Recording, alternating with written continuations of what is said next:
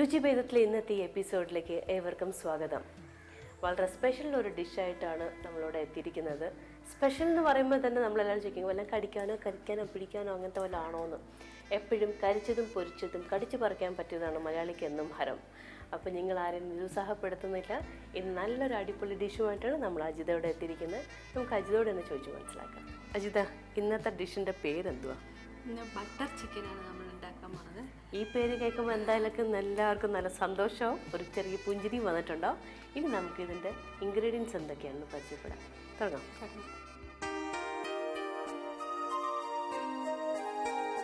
200 gram chicken എടുത്തിട്ടുണ്ട്. സവോള 3 സവോള വേണം.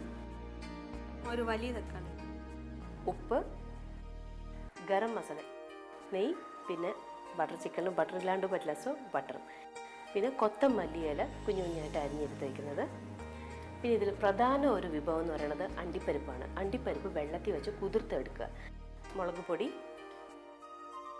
പിന്നെ ഉള്ളത് ഫ്രഷ് മിൽക്ക് അല്ല ഫ്രഷ് ക്രീം എന്ന് വെച്ചാൽ നമുക്ക് കടയിൽ തന്നെ മേടിക്കാൻ കിട്ടും. അത് പാക്കറ്റിൽ മേടിക്കാനൊക്കെ നമുക്ക് കിട്ടും. അത് ഒരു ഹാഫ് ബൗൾ വേണം. ഇത്രയാണ് പ്രധാന ഇൻഗ്രീഡിയൻസ്. പിന്നെ കൂട്ടത്തിൽ വെള്ളവും. അപ്പോൾ ഇതിൽ നമ്മൾ എണ്ണയോ കരിവേപ്പിലയോ കടുകോ അങ്ങനത്തെ സാധനങ്ങളൊന്നും ചേർത്ത്, അത് നമ്മൾ ഏതൊരു കോഴിക്കറിക്കും ഇതൊക്കെ ചേർക്കും. പക്ഷേ ബട്ടർ ചിക്കനിൽ ബട്ടറും നെയ്യും അണ്ടിപ്പരിപ്പാണ് പ്രധാന വസ്തുക്കൾ. ബാക്കി നമുക്കിനി കുക്ക് ചെയ്ത് കണ്ടുപിടിക്കാം. ആരംഭിക്കാം. ആദ്യം എവിടെ നിന്നാണ്? ആദ്യം സവാള അരിയാം. എന്നെ കരയിപ്പിക്കാൻ വേണ്ടിയല്ലേ ഇവിടെ വെച്ചറിയാൻ പോകുന്നത്. ഈ സവാള ഇങ്ങനെ കുറുകെ ഇങ്ങനെയല്ല, ഇത് അരച്ചെടുക്കണം, നന്നായിട്ട് അരച്ചെടുക്കണം. അപ്പോൾ കുഞ്ഞു കഷ്ണത്തിൽ വെറുതെ മുറിച്ചെടുത്താൽ മതി അല്ലേ?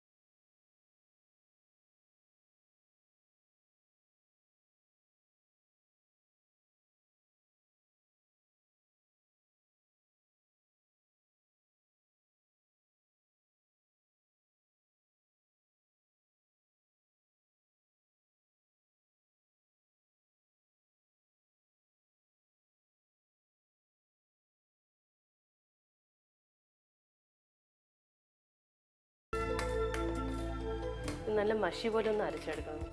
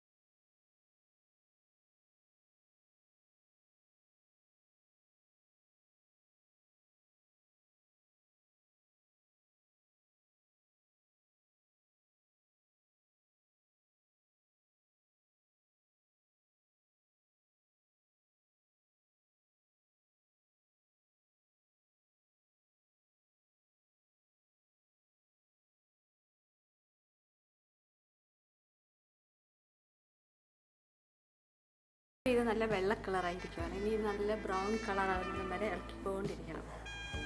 ഇന്നത്തെ പോലെ ഇപ്പം നെയ്യിൽ നമുക്ക് ഉള്ളി നന്നായിട്ട് വഴറ്റിയെടുക്കാം. ഇതിന് ഇളക്കിക്കൊണ്ടിരിക്കാം അല്ലേ? 10 മിനിറ്റ് വേണമല്ലോ. അപ്പോൾ ഇത് കുറച്ച് വെള്ളം ഉണ്ട്. ആ വെള്ളം വറ്റുന്നിടം വരെ നമുക്ക് വെറുതെ വിടാം. വെള്ളം വറ്റിയ ശേഷം നന്നായിട്ട് ഇളക്കി.